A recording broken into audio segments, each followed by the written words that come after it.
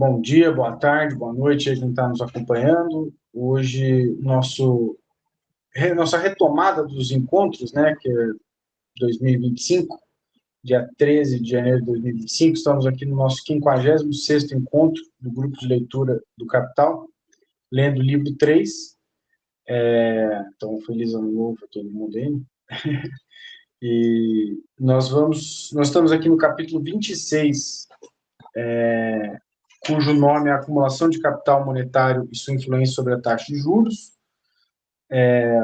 Como a gente estava falando aqui há pouco, né, Marx começa a citar vários economistas da época e acaba também retomando criticamente alguns elementos da teoria quantitativa da moeda.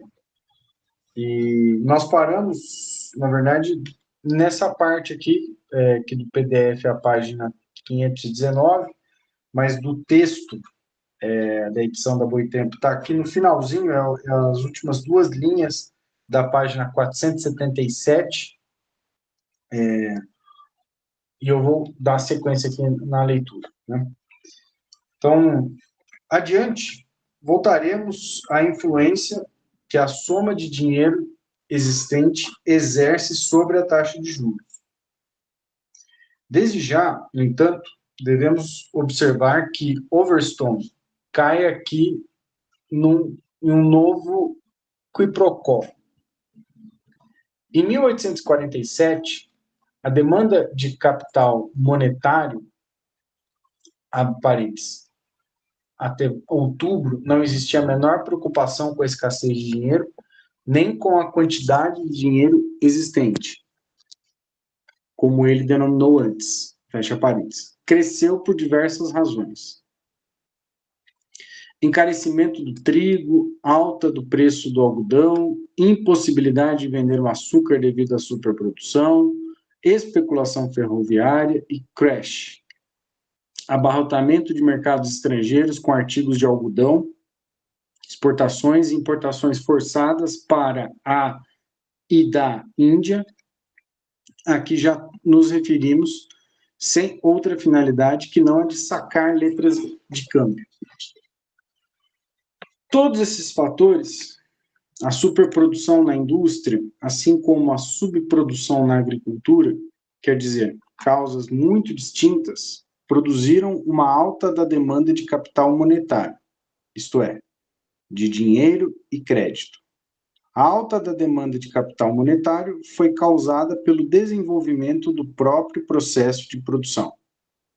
Porém, independentemente de sua causa, a demanda de capital monetário era a responsável pelo aumento da taxa de juros do valor do capital monetário. Se Overstone quer dizer que o valor do capital monetário aumentou porque aumentou, isso não passa de uma tautologia. Mas por, entre aspas, valor do capital, ele entende aqui a alta da taxa de lucro como causa da alta da taxa de juros. Então, logo veremos que essa afirmação é falsa. A demanda de capital monetário e, portanto, entre aspas, o valor capital podem subir ainda que diminua o lucro. Tão logo caia a oferta relativa de capital monetário, aumenta seu valor, entre aspas.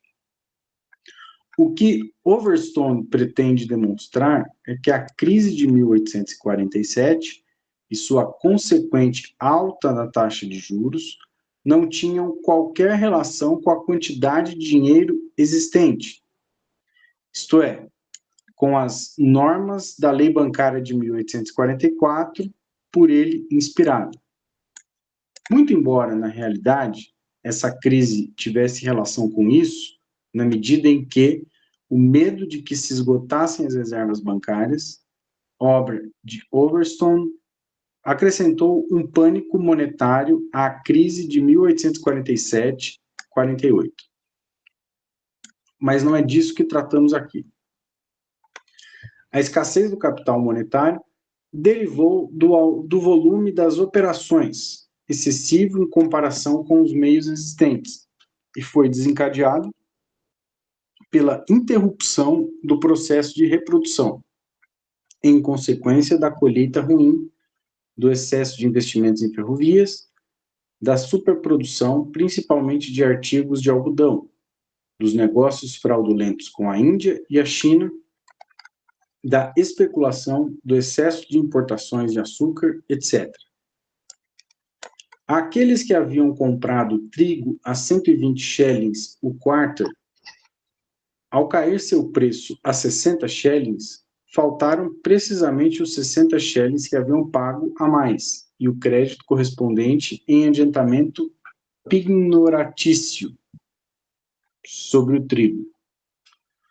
Não sei o que significa isso aqui, né? Tem até uma expressão em alemão aqui, mas eu não consigo entender o que significa. A escassez de cédulas bancárias não era em absoluto aquilo que os impedia de converter seu trigo em dinheiro, ao preço antigo de 120 shillings. O mesmo se deu com quem havia importado açúcar em excesso, quando essa mercadoria se tornou quase invendável. E também com os senhores que inviabilizaram seu capital circulante, ferrovias, confiando no crédito para repor esse capital em seus negócios, entre aspas, legítimos. Para Overstone, tudo isso ganha expressão numa, abre aspas, consciência moral do valor aumentado de seu dinheiro, fecha aspas. A esse valor aumentado do capital monetário correspondia diretamente, por outro lado, o valor monetário diminuído do capital real, entre parênteses, capital mercadoria e capital produtivo. O valor do capital aumentava numa forma porque diminuía o valor do capital na outra forma. Overstone tenta identificar esses dois valores de tipos distintos de capital no único valor do capital em geral, e o faz precisamente contrapondo ambos os valores a uma escassez de meios de circulação, de dinheiro existente. No entanto, a mesma quantia de capital monetário pode ser emprestada com massas muito distintas de meio de circulação.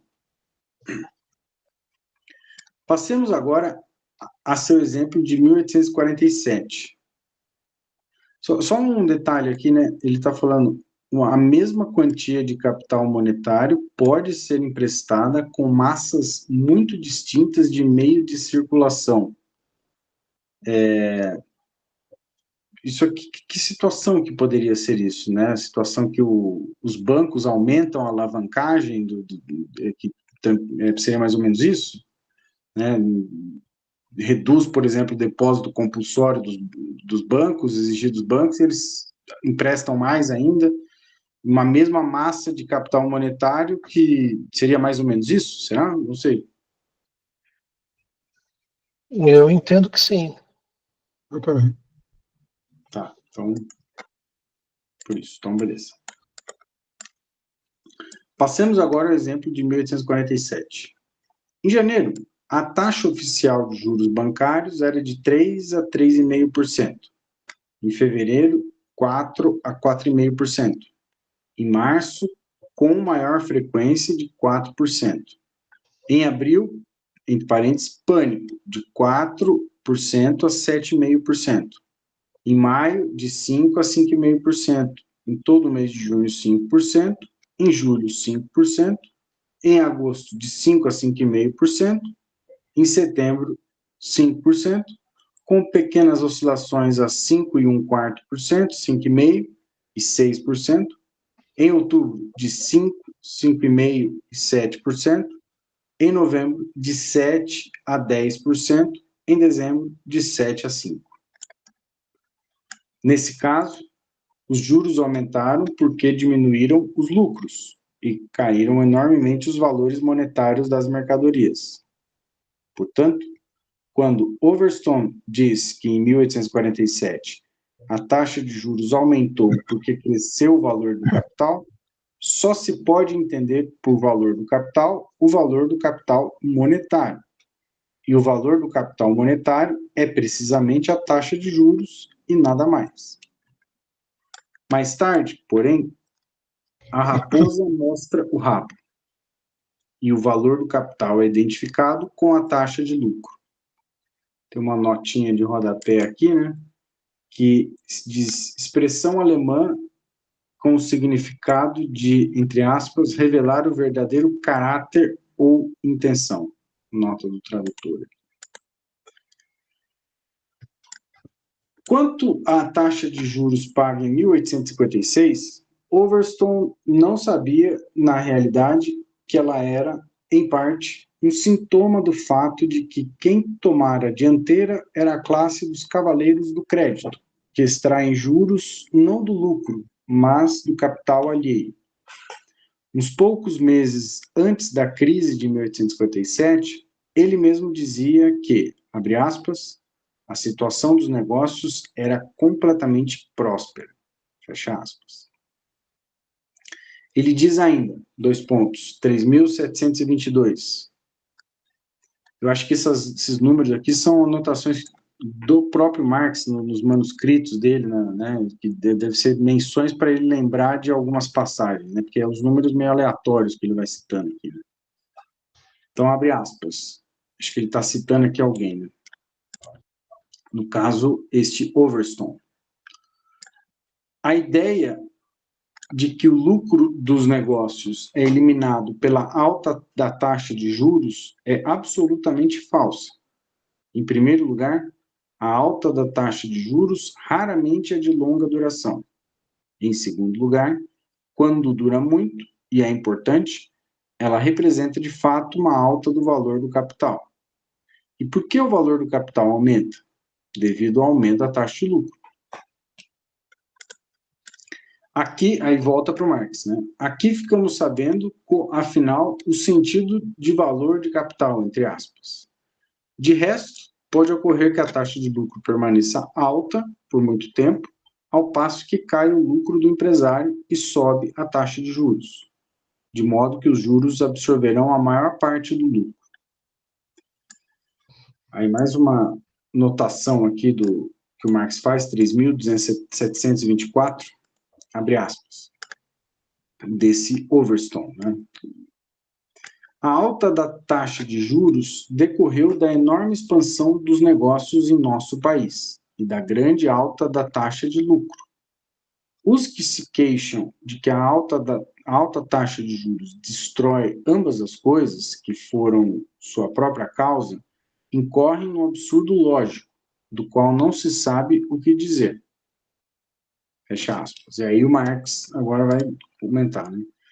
Isso faz tanto sentido quanto dizer que a taxa elevada de lucro foi a causa da alta do preço das mercadorias por obra da especulação e que os que se queixam de que a alta dos preços destrói sua própria causa, a saber, a especulação, incorrem no absurdo lógico, etc. Que uma coisa possa destruir sua própria causa só pode constituir um absurdo lógico para o usurário apaixonado pela alta dos juros. A grandeza dos romanos foi a causa de suas conquistas, e suas conquistas destruíram sua grandeza.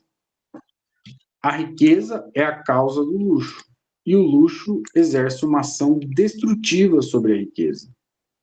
Que prodígio! Nada caracteriza melhor a idiotice do mundo burguês atual que o respeito que a lógica, entre aspas, de milionário desses dunghill aristocrat, que significa a revista aristocrata, nota da tradução aqui. A revista aristocrata conseguiu infundir em toda a Inglaterra. Além disso, o fato de uma alta taxa de lucro e a expansão dos negócios poderem ser causas de uma alta taxa de juros, não significa em absoluto que uma alta taxa de juros seja a causa de um lucro alto. O problema é justamente saber se esses juros altos, entre parênteses, como se evidenciou na crise, não persistiram ou mesmo só chegaram a seu ápice depois que a alta taxa de lucro já havia há muito tempo seguido o caminho de toda a carne. Nota 3.718, abre aspas. Aí, de novo, esse Overstone, né? No que diz respeito a um grande aumento da taxa de desconto, trata-se de um fator que decorre inteiramente do maior volume do capital. E a causa desse maior valor do capital é, a meu ver, algo que qualquer um pode descobrir com absoluta clareza. Já mencionei que, nos 13 anos em que vigorou essa lei bancária, o comércio da Inglaterra cresceu de 45 milhões de unidades monetárias para 120 milhões. Basta pensar em todas as ocorrências implícitas nesse simples dado numérico. 2 pontos. Imaginar a enorme demanda de capital que um aumento tão gigantesco do comércio acarreta e que se considere ao mesmo tempo que a fonte natural da oferta para essa grande demanda, a saber, a poupança anual do país foi consumida nos últimos 3 ou 4 anos por um gasto não rentável para fins de guerra. Confesso que me surpreende o fato de a taxa de juros não estar muito mais alta. Dito de outro modo, surpreende-me que a necessidade de capital, em consequência dessas enormes operações, não seja muito maior do que a que os senhores puderam constatar. Fecha aspas, e aí o Marx volta para comentar isso aí. Que estranha algaravia, a de nosso lógico da usura. Aqui está ele, de novo, com seu valor acrescido do capital.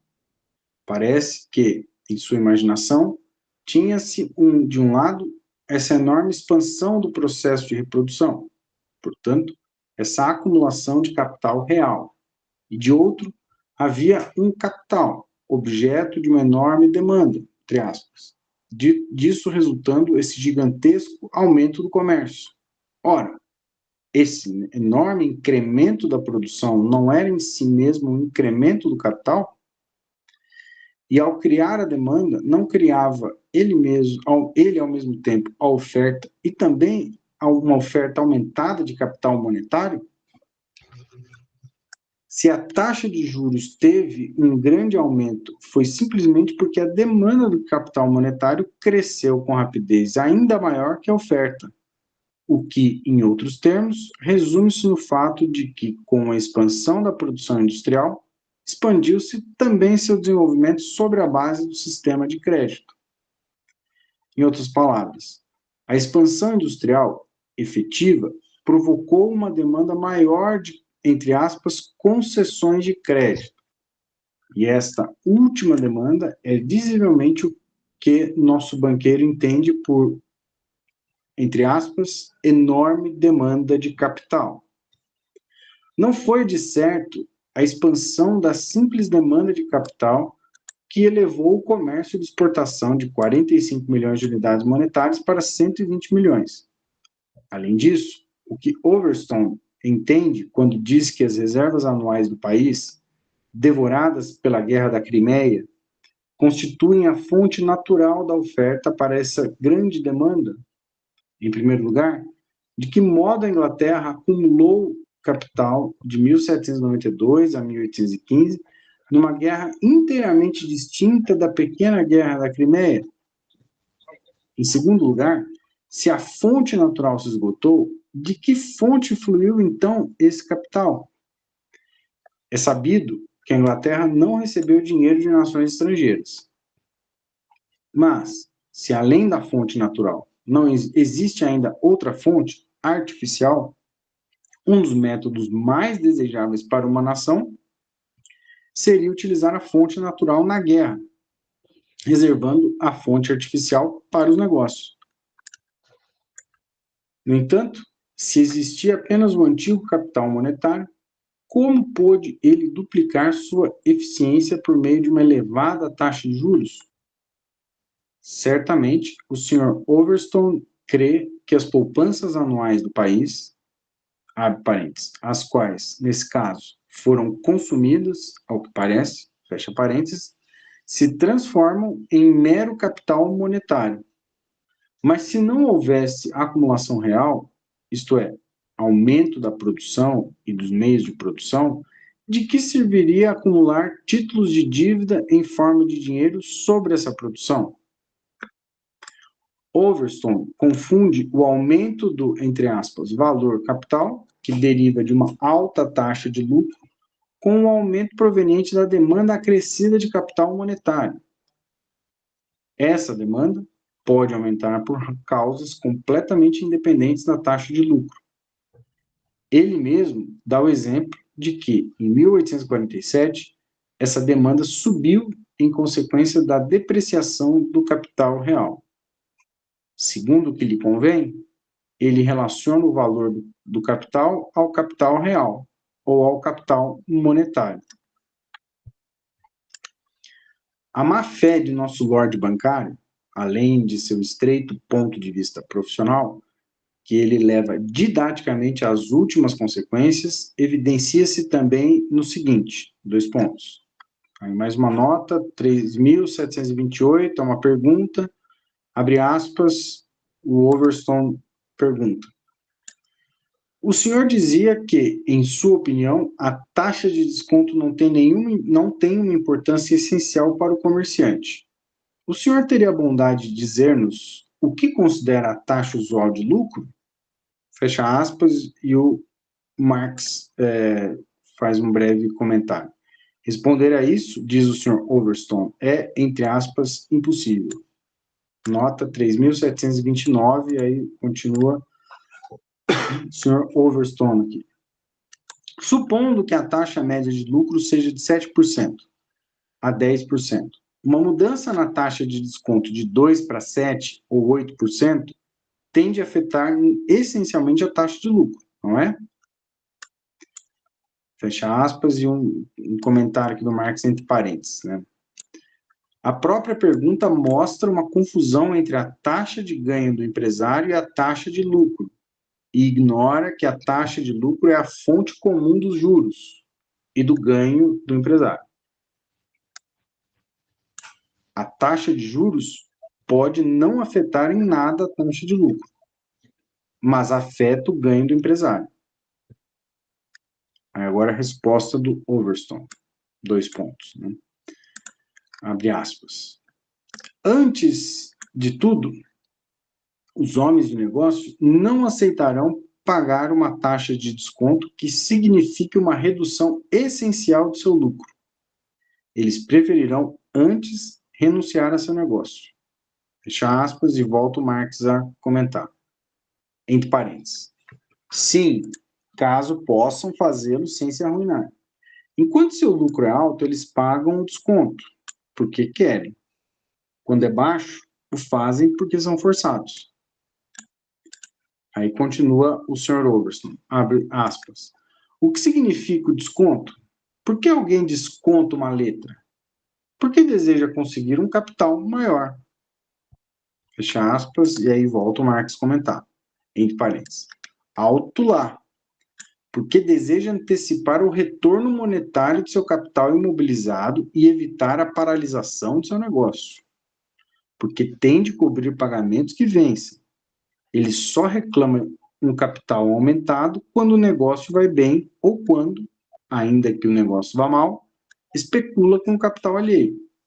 O desconto não é, de modo nenhum, um simples meio de expandir o negócio. Continua o Sr. Overstone aqui, abre aspas. E por que deseja dispor de um capital maior? Porque quer investi-lo. E por que quer investi-lo? Porque é rentável. Mas não seria rentável para ele se o desconto devorasse seu lucro. Fecha aspas. Aí volta para o Marx. Esse lógico arrogante presume que as letras são descontadas unicamente para expandir o negócio e que o negócio se expande porque é rentável. A primeira presunção é falsa. O homem comum de negócios desconta suas letras para antecipar a forma de dinheiro de seu capital, mantendo, assim, em marcha o processo de reprodução. Não para expandir o negócio ou obter capital extra, mas para compensar o crédito que dá por meio do crédito que recebe. Se pretende expandir seu negócio mediante o crédito, de pouco lhe servirá o desconto de letras, que não é outra coisa senão uma simples mudança de forma do capital monetário que já está em suas mãos. Nesse caso, ele preferirá contrair um empréstimo fixo em longo prazo. O especulador, no entanto, descontará suas letras especulativas para expandir seu negócio, para cobrir um negócio duvidoso, com outro da mesma natureza, não a fim de obter um lucro, mas de obter a posse de capital alheio.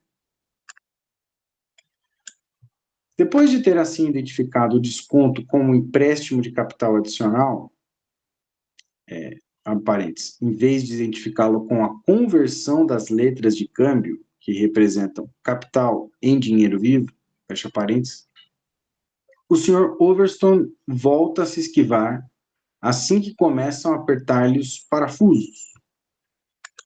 Mais uma nota que diz que no original,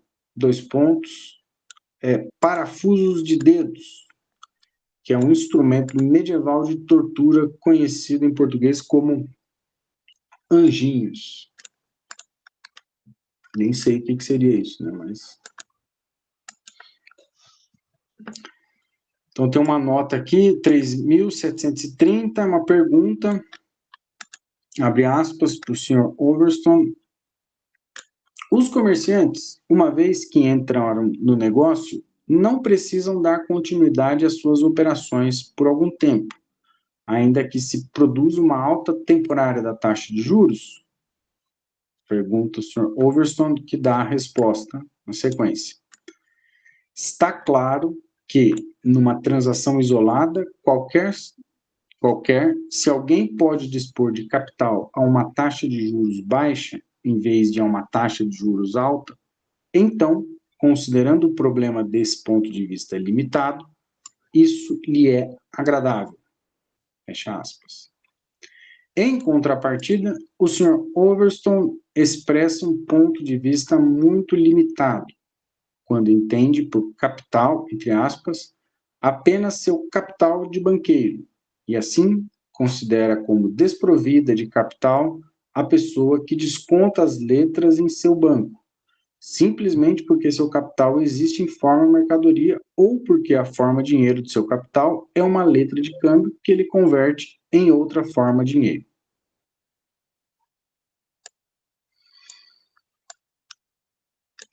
Nota 3.732. Continua, abre aspas. Aqui o Sr. Overstone. Com relação à lei bancária, de 1844, o senhor poderia informar a proporção aproximada entre a taxa de juros e as reservas de ouro do banco? É verdade que, quando o ouro no banco chegava a 9 ou 10 milhões de unidades monetárias, a taxa de juros era 6% ou 7%, e que, quando chegava a 16 milhões de unidades monetárias, ela era de 3% a 4%. Aí aqui tem um acréscimo do Engels, né, quando tem esse colchete aqui, tem um pequeno acréscimo que o Engels diz assim: o interrogador quer forçá-lo a explicar a taxa de juros na medida em que é influenciada pelo volume de ouro no banco, a partir da taxa de juros, na medida em que é influenciada pelo valor do capital. Aí continua aqui o Sr. Overstone, né? Não digo que seja o caso, mas, se assim o fosse, teríamos, a meu ver, de adotar medidas ainda mais severas que as de 1844. Pois, se fosse verdade que quanto maior reserva de ouro, tanto menor a taxa de juros, então teríamos de arregaçar as mangas, de acordo com esse ponto de vista, e elevar a reserva de ouro em proporções ilimitadas, reduzindo assim os juros a zero. Fecha aspas. E o Marx diz assim: então prossegue Cayley, uma outra pessoa, né? Que é o interrogador, sem se comover com essa piada de mau gosto. 2 pontos, nota 3.733. Abre aspas. Se fosse o caso, admitindo que se devolvessem ao banco 5 milhões de unidades monetárias em ouro, então as reservas de ouro atingiriam, no curso dos próximos 6 meses, a marca de aproximadamente 16 milhões de unidades monetárias. E supondo que a taxa de juros caísse assim a 3% ou 4%, como se poderia afirmar que a queda na taxa de juros teria sido derivada de uma grande diminuição no negócio? Eu disse que o recente aumento da taxa de juros, e não a queda da taxa de juros, está intimamente vinculada à grande expansão dos negócios. Fecha aspas, quem disse foi o Cayley, né? E aí volta para o Marx. Mas o que Cayley diz é isto, 2 pontos. Aí o Marx, lendo e interpretando o que o Cayley diz, né? Se a alta da taxa de juros acompanhada da contração das reservas de ouro sinaliza a expansão dos negócios, então a queda da taxa de juros, acompanhada da expansão da reserva de ouro, tem a sinalizar a diminuição dos negócios. A isso, Overstone não sabe o que responder. Nota 3.736, uma pergunta. Abre aspas. Percebo que o senhor, aí um acréscimo do Marx, no texto consta sempre your lordship, então, senhor, né? Percebo que o senhor afirmou que o dinheiro é o instrumento para angariar capital. Fecha aspas e um acréscimo aqui do Engels, né? Aí está precisamente o erro, 2 pontos. Conceber o dinheiro como instrumento, quando ele é a forma do capital. Com a redução das reservas de ouro do Banco da Inglaterra, a grande dificuldade não consiste, pelo contrário, no fato de os capitalistas não obterem dinheiro? Aí o Overstone responde, abre aspas, não são os capitalistas, mas os não capitalistas que procuram obter dinheiro. E por que procuram obter dinheiro? Porque por meio do dinheiro podem dispor do capital dos capitalistas para conduzir os negócios de pessoas que não são. Fecha aspas. Aí volta para o Marx comentando. Aqui, Overstone declara com todas as letras que os industriais e os comerciantes não são capitalistas e que o capital do capitalista é apenas o capital monetário. Nota 3.737, abre aspas. Então, as pessoas que sacam letras de câmbio não são capitalistas? As pessoas que sacam letras de câmbio podem ou não ser capitalistas. Fecha aspas. E o Marx diz, e daqui ele não se move. Perguntam-lhe, então, se as letras dos comerciantes não representam as mercadorias vendidas ou embarcadas por eles. Ele nega que elas representem o valor das mercadorias do mesmo modo que as cédulas bancárias representam o ouro. Notas 3.740 a 3.741, feitos pelo Marx. É o cúmulo da insolência.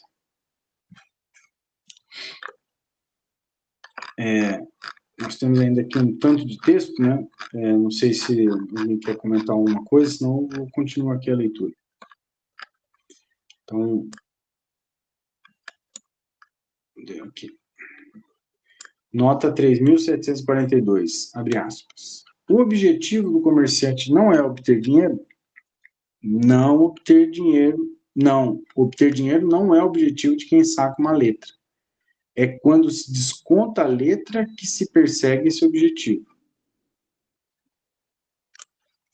Fecha aspas. E aí volta para o Marx. Sacar uma letra de câmbio é transformar uma mercadoria em forma de dinheiro creditício, do mesmo modo que descontá-la é transformar esse dinheiro creditício em outra forma de dinheiro, a saber, em cédulas bancárias.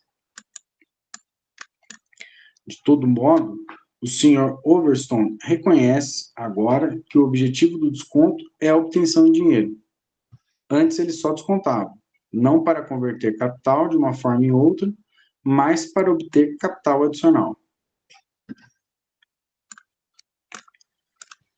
Nota 3.743. Abre aspas. Quando se encontram em uma pressão, tal como a que, segundo o seu depoimento, ocorreu em 1825, 1837 e 1839, qual é o grande desejo dos homens de negócio? Apossar-se de capital ou de meios legais de pagamento? Buscam dispor de capital para continuar seus negócios. Fecha aspas. E o Marx comenta. O que buscam é obter meios de pagamento para cobrir as letras vencidas devido à escassez de crédito, e não para terem de vender suas mercadorias abaixo do preço. Se não dispõe de capital nenhum, com os meios de pagamento, obtém naturalmente, ao mesmo tempo, um capital, porquanto obtém valor sem equivalente. A demanda de dinheiro como tal jamais é outra do que o desejo de converter o valor da forma de mercadoria ou de título de dívida na forma de dinheiro. Isso também explica, sem levar em conta as crises, a grande diferença que existe entre a transferência de capital e o desconto, que se limita a converter os créditos monetários de uma forma em outra ou em dinheiro real. Aqui tem acho que é um acréscimo do Engels, né, mais um colchete que se abre aqui. Então, eu, o editor, permito-me aqui uma observação. Né? Então, aqui o Engels parece estar dizendo, né? Tanto para Norman como para Lloyd Overstone, o banqueiro aparece sempre como alguém que, entre aspas, adianta capital, e o cliente como aquele que solicita, entre aspas, capital ao banqueiro. Assim, diz Overstone, por exemplo, quem desconta suas letras num banco é, entre aspas, porque deseja obter capital. Nota 3.729. E que é agradável para essa pessoa, abre aspas, poder dispor de capital a uma baixa taxa de juros, fecha aspas. Nota 3.730. Abre aspas. O dinheiro é o instrumento para angariar a baixa taxa de juros. Não, desculpa, para angariar capital. O dinheiro é o instrumento para angariar capital. Fecha aspas, 3.736. E em situações de pânico, o grande desejo do mundo dos negócios é, entre aspas, dispor de capital. 3.743. E aí continua Engels. Aqui, porque ele ainda não fechou o colchete, então é ele. Apesar de toda a confusão de Lloyd Overstone acerca do que é o capital, não resta a menor dúvida de que ele designa como capital aquilo que o banqueiro dá ao cliente. Portanto, um capital que o cliente não possuía antes, que lhe é adiantado e que representa um adicional em relação àquele de que já dispunha. O banqueiro acostumou-se a tal ponto a atuar como distribuidor, em forma de empréstimo, de capital social disponível, em forma de dinheiro, que considera empréstimo toda operação em que entrega uma quantidade de dinheiro e considera adiantamento todo o dinheiro que entrega em pagamento. Se o dinheiro se desembolsa diretamente em empréstimo, isso é correto. Se é investido no desconto de letras, então representa para ele, de fato, um adiantamento até o vencimento da letra. Assim se consolida em sua mente a ideia de que não pode fazer nenhum pagamento que não seja adiantamento. E este, a saber, não simplesmente no sentido de que todo investimento de dinheiro, visando o rendimento de juros ou a obtenção de lucro, pode ser considerado economicamente um adiantamento que o possuidor de dinheiro, na qualidade de particular, faz a si mesmo como empresário, mas no sentido concreto de que o banqueiro entrega ao cliente como empréstimo uma soma que aumenta proporcionalmente o capital de que este dispõe. É essa ideia que, transferida da agência bancária para a economia política, deu origem à controvérsia sobre se aquilo que o banqueiro põe à disposição dos clientes em dinheiro vivo é capital ou meramente dinheiro, meio de circulação. Aí, em inglês, currency. Para resolver essa controvérsia, no fundo, simples, temos de partir do ponto de vista do cliente do banco. Tudo depende do que ele solicita e obtém. Se, ao conceder um empréstimo ao cliente, o banco se baseia simplesmente em seu crédito pessoal, sem garantia nenhuma de sua parte, então a coisa dá clara. O cliente obtém, nesse caso, um adiantamento de determinada grandeza de valor, que se soma ao capital até então empregado por ele, e o recebe em forma de dinheiro. Não recebe, pois, apenas dinheiro, mas também capital monetário. Se o adiantamento é concedido com a contrapartida de uma caução de títulos, etc., trata-se, então, de um adiantamento no sentido de que o dinheiro lhe foi fornecido sob a condição de que será devolvido. Mas não se trata de adiantamento de capital, pois aqui os títulos também representam capital e de montante superior ao adiantamento.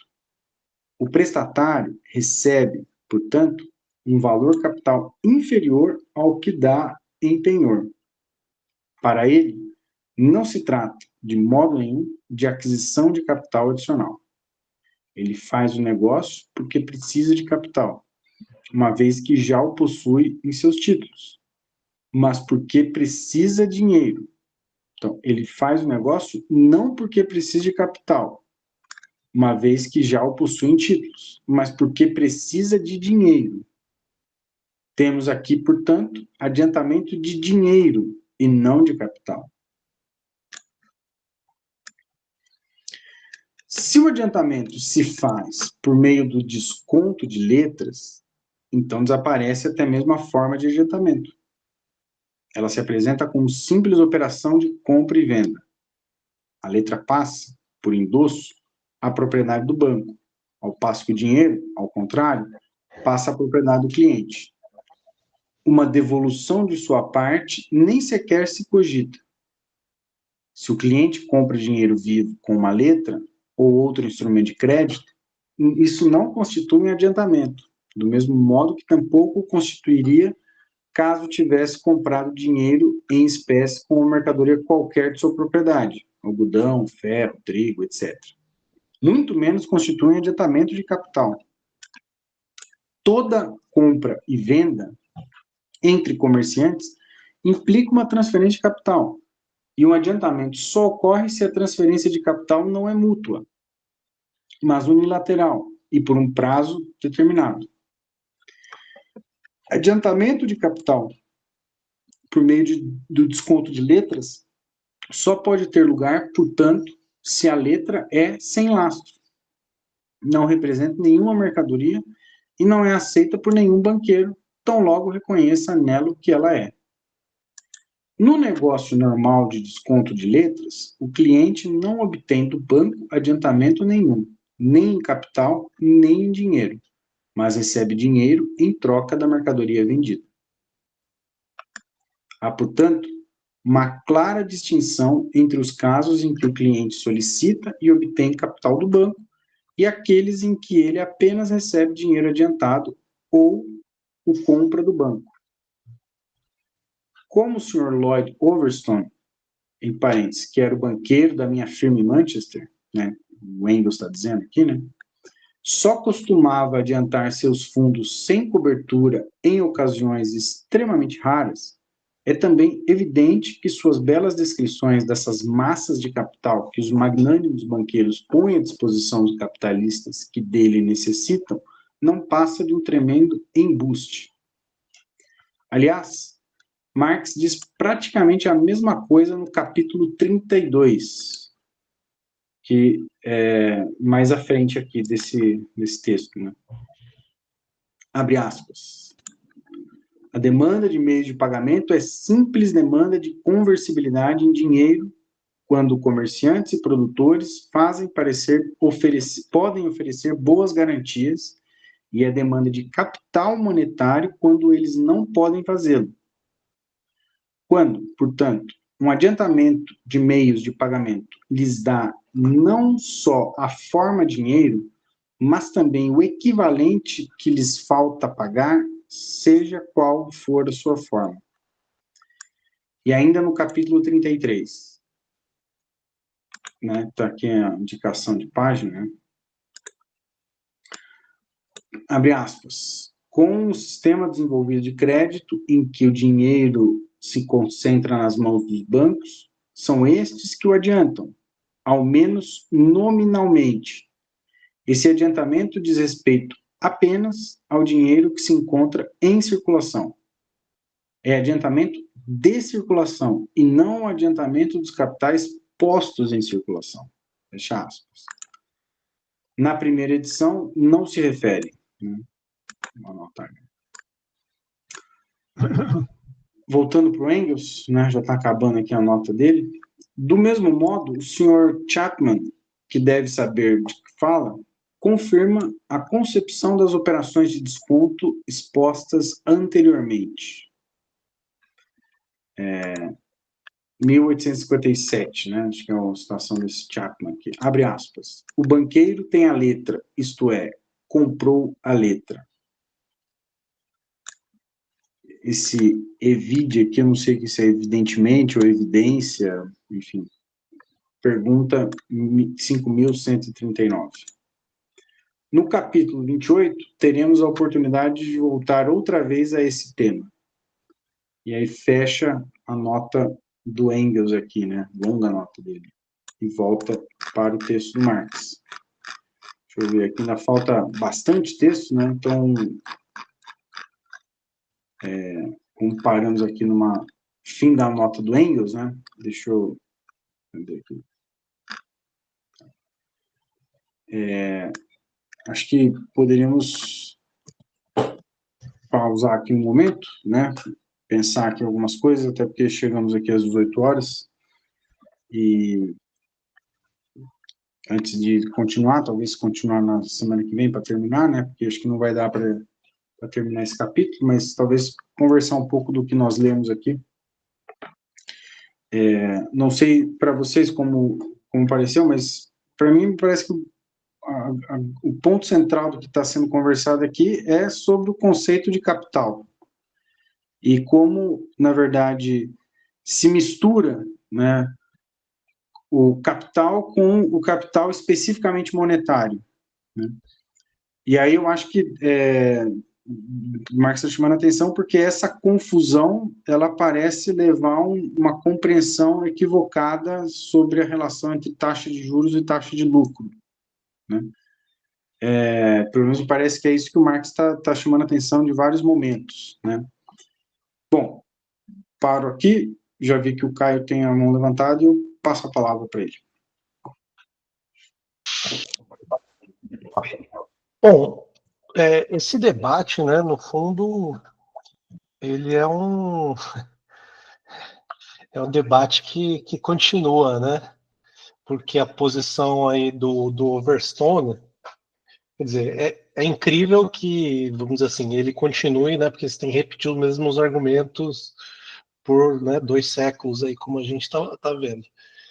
Que basicamente o que a posição do Overstone é: olha, tem um negócio aqui no banco, uma coisa especial chamada dinheiro, que ele não explica muito bem de onde surge, né?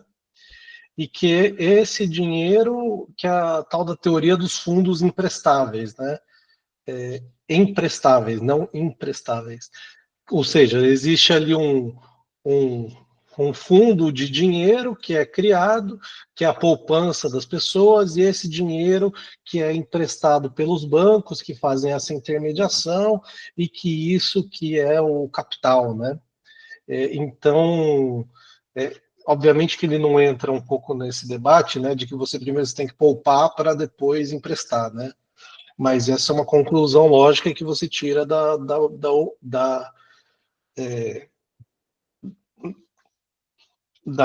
argumentação que esse tal de Overstone está fazendo.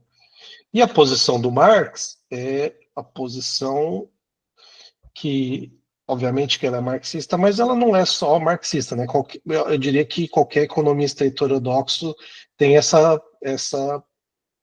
maioria tem essa visão, né, de que né, é o princípio da demanda efetiva, ou basicamente na, na, na visão marxista o capital tem formas, e o capital que está no banco, ele é o capital na forma dinheiro, e ele vai ter essa alteração de forma, e existe, durante essa circulação, a distribuição entre taxa de lucro e taxa de juros.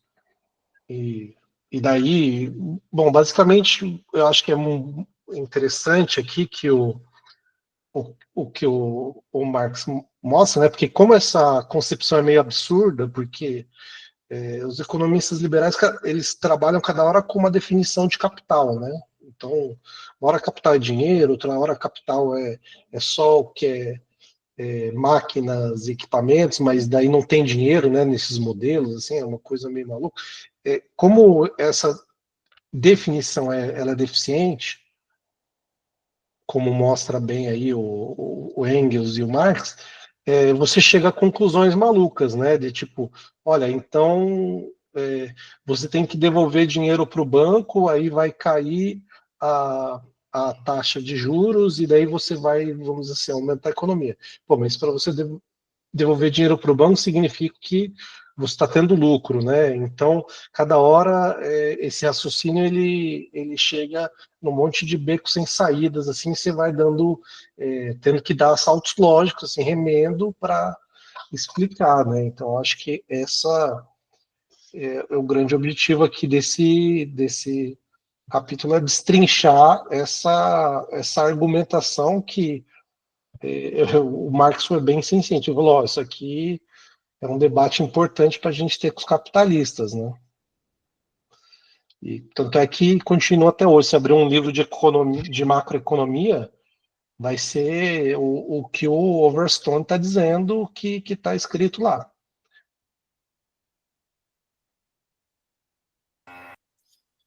Então, eu tô de acordo com a tua avaliação, Caio, assim, acho que fez um quadro geral aqui do que o Marx estava falando, mas eu só queria focar numa coisa mais específica, assim, sair um pouco da crítica do Overstone e tal, do que, digamos assim, ele tentando olhar só para o capital monetário, né, e não entendendo direito essa relação entre esse capital monetário, o capital real, que às vezes o Marx chama aqui também, e a taxa de juros e a taxa de lucro e tal.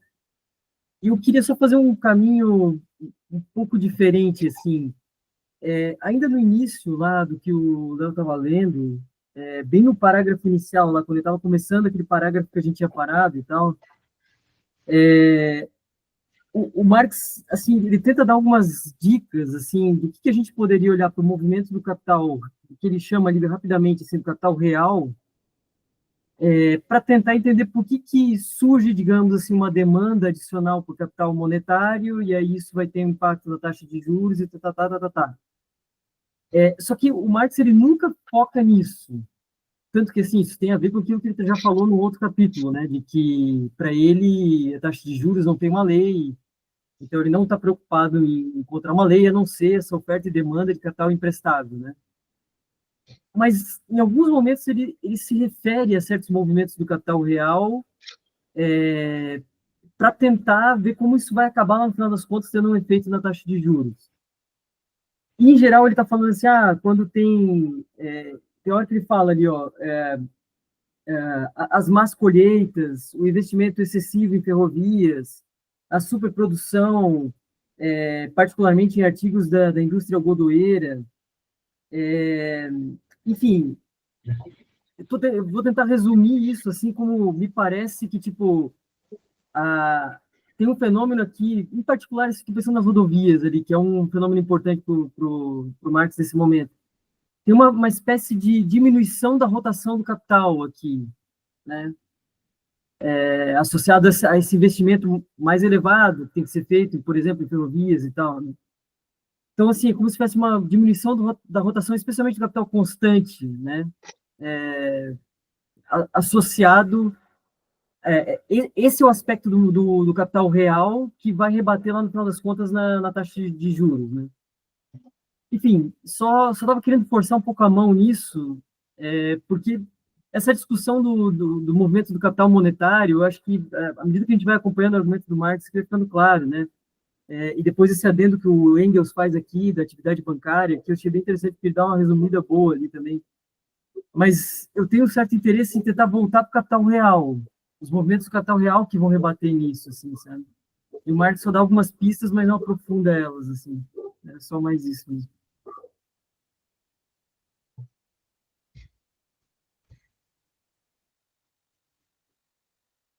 Eu queria dar só um exemplo histórico, né, que coincidiu com o período da abolição da escravatura e a proclamação da República no Brasil, né? E de uma hora para outra teve necessidade de moeda, né?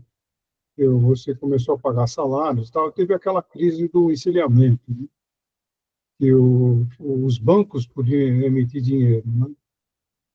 Só para dar uma ideia disso que a Raquel falou, que, de repente, as transações comerciais começaram a se avolumar, né? Com pagamento de salário, etc., né? E ainda toda a política deles era uma política de gestão financeira ou monetária escravagista. É algo mais ou menos semelhante com o quadro que ele começa o capítulo lá, a leitura de hoje.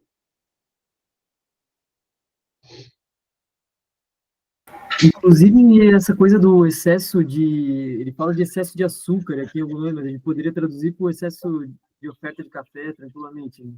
Mesma coisa.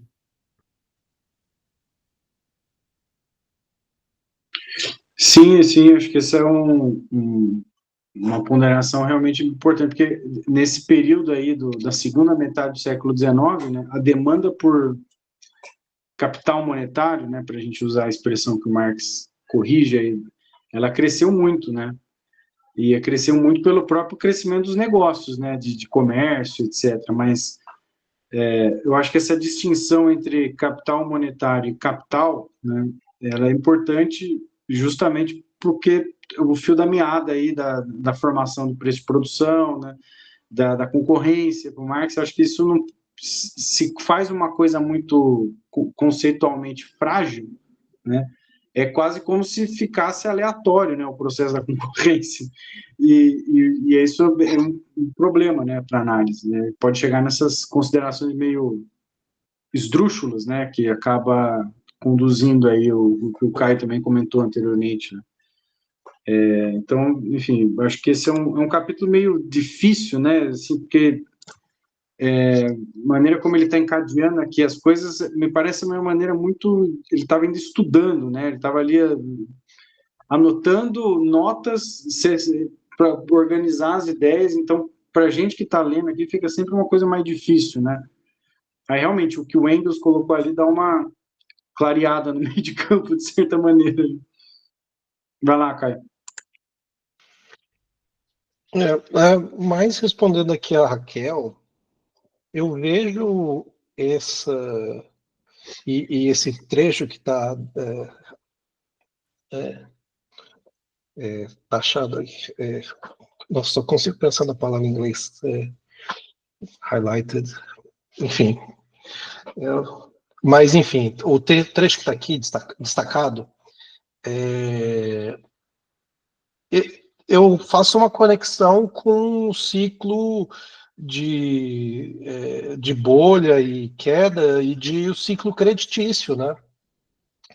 Então, e daí eu acho, para mim, pela minha formação, é muito difícil explicar isso sem Keynes e sem autores keynesianos como Minsky, Que também, assim, muitos, né, leram Marx e foram beber, pegaram muitas ideias disso, mas a ideia basicamente do ciclo de crédito ou seja, você tem uma expansão, né, um ciclo de expansão, aumento das taxas de lucro e aumento da confiança e dos investimentos, né, e isso sempre tem um componente, vamos dizer assim, de psicologia de massa, de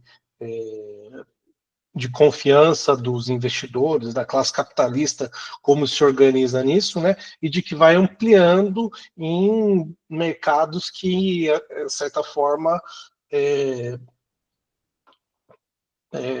estão nesse momento tão propícios a esse boom aí, essa bolha. Então, ele deu exemplo aqui do trigo, do algodão, das ferrovias, etc. E assim, depois você tem lá, por exemplo, 2008, você está falando do mercado imobiliário, e assim, me parece que o exemplo histórico ele tem um componente real, né? Ou seja, são mercados, seja o de ferrovia, o de açúcar, etc. Então, existe a conexão com o lado real da economia e muitas vezes está sujeito a ciclos de superprodução, mas existe um componente do capital fictício, do capital creditício, que amplifica, né, essa volatilidade, que é, né, você ter esses contratos dessas letras de câmbio, esses descontos, né? Então, aquela coisa, né? O cara promete que vai ter um pagamento quando ele vender a mercadoria e ele entra em cada vez mais essas alavancagens e o capital fictício, vamos dizer assim, cresce em relação ao capital real, até chegar um momento que não existe mais como você liquidar isso, né? Seja porque teve uma quebra de safra ou porque a renda que havia daquela ferrovia, na verdade, não se realizou porque teve um erro de cálculo, e eu acho engraçado que, assim, todos os exemplos que traz tem esse componente real, tem o componente, vamos dizer assim, especulativo da dinâmica própria do mercado financeiro, mas sempre tem a fraude, né? Sempre tem os caras que abusam o sistema e pioram ainda vamos dizer assim, é só a cereja no bolo ali, né? Porque eu acho que a conexão entre o real e o movimento de crédito, eles vamos dizer assim, os principais motores desses ciclos, né? Mas a fraude, ela sempre dá um caráter de romance aí para essas histórias, né? Não, sem dúvida, bem colocado. Bom, pessoal, acho que então nós vamos parar aqui nessa nota 3.744, né? Que o Marx faz bem mais aqui embaixo. Deixa eu chegar aqui, que é quando termina o acréscimo do Engels, né? E aí vem uma pergunta, né? Acho que aquele Cayley faz ao senhor Overstone, né, no diálogo aí que o Marx está citando. O senhor faria a gentileza de dizer-nos o que entende realmente por capital? Então vamos parar aqui, né, deixar aqui destacado, e aí a gente retoma no nosso próximo encontro, se tudo der certo, na semana que vem.